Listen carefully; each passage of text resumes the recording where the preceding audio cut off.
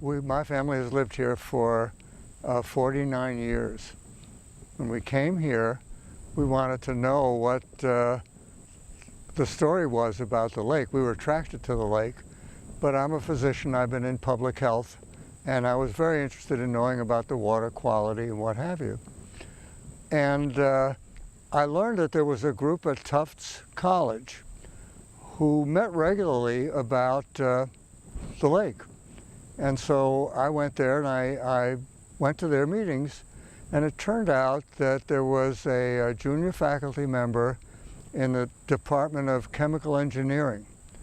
And he had formed this group, and they were studying the lake. There had been a problem, actually, a quality problem.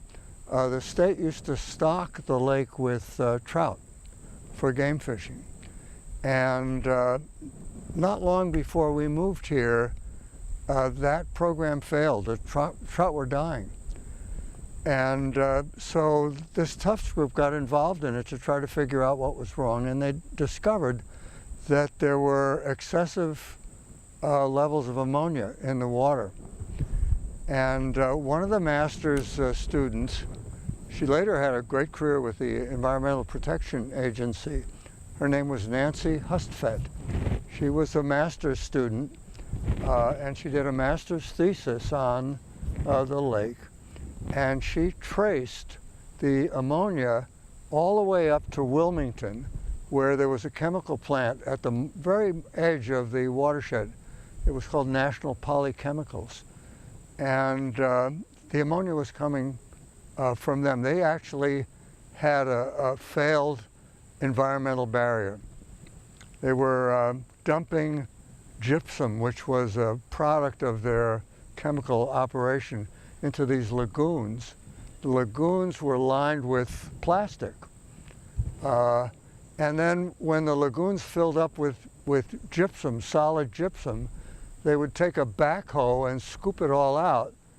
So they tore up the lining of this lagoon, and ammonia was leaching out, and they had actually destroyed a wetland there. There was a small forest in a wetland. All the trees were dead.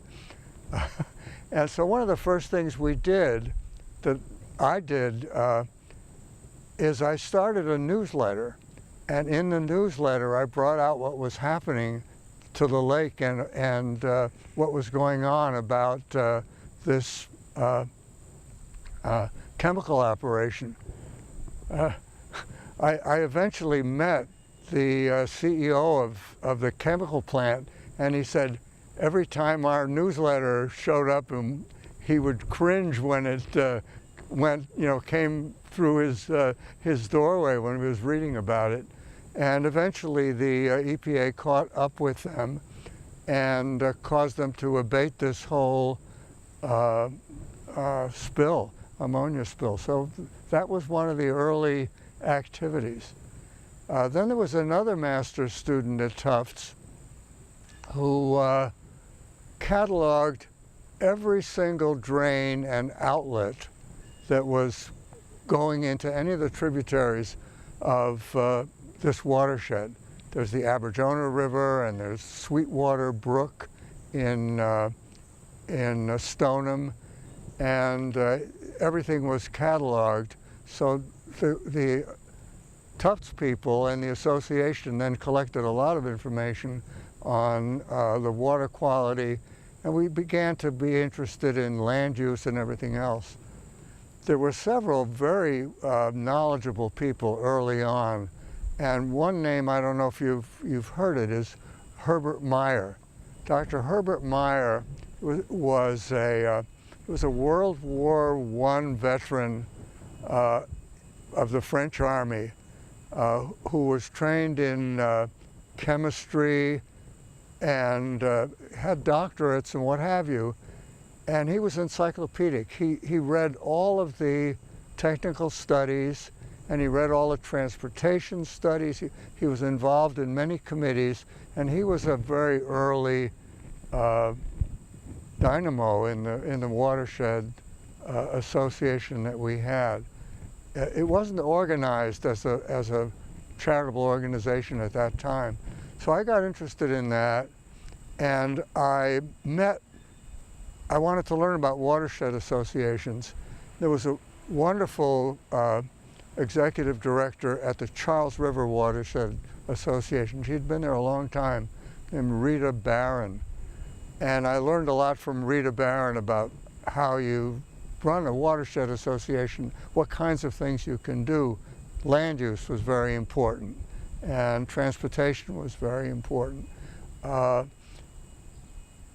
one point, I don't know how this happened, somebody showed up, a lawyer showed up from the Boston Permanent Charities Association, and a lawyer showed up from the and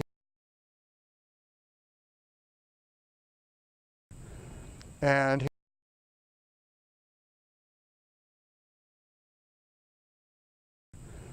and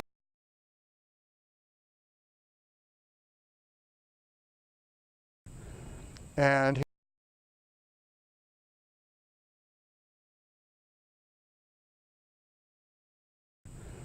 and